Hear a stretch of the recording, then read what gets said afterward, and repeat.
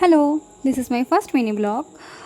তো এখন আমরা যাচ্ছি আসানসোল, যার মেন উদ্দেশ্য হলো না ঠিক মেন উদ্দেশ্য নয়, অ্যাকচুয়ালি যাচ্ছিলাম ডিউটি, তো ভাবলাম সেই পথে খুব ভাইরাল হওয়া একটা দুর্গা পুজোর প্যান্ডেল, বিশেষ করে আমাদের সকলের প্রিয় মা দুর্গাকে দেখিয়ে আসি।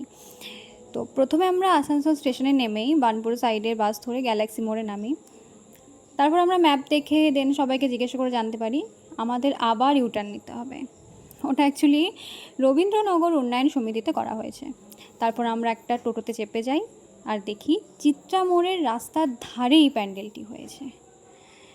আর ওখানে আমরা অবশেষে চলে এলাম।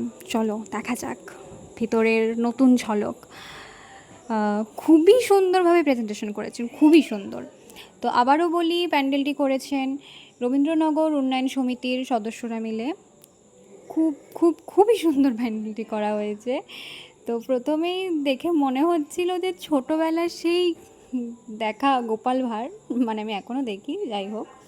তো গোপাল ভাঁড়ের যেই রাজসভা, মানে রাজা কৃষ্ণচন্দ্রের যে রাজবাড়ি ছিল, সে আমরা রাজবাড়ির ভিতরে পদার্পণ করছি। রাজবাড়ির ভিতরে আমরা প্রবেশ করার পরে আমরা চারিদিকের ভাইবসটা দেখছি, জাস্ট ভাইবসটা দেখো।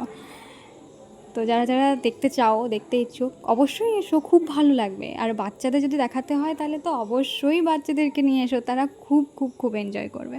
আমরা বড়রাই এত এনজয় করছিলাম, তো বাচ্চারা এনজয় কেন করবে না। দেখো ভিতরের কত সুন্দর কাজ, পুরো গোপাল ভাঁড়ের সেই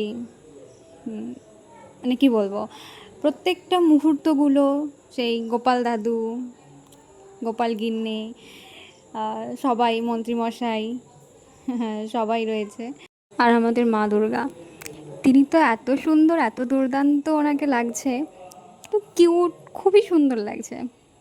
মানে মনে হচ্ছে দেখেই যাই, ওখান থেকে বেরোবো না। মা দুর্গাকে জড়িয়ে ধরে বসে থাকি, মা দুর্গার পায়ের তলায় বসে থাকি। যাই হোক, এতটুকুই ছিল। টাটা, সবাই দেখতে আসো।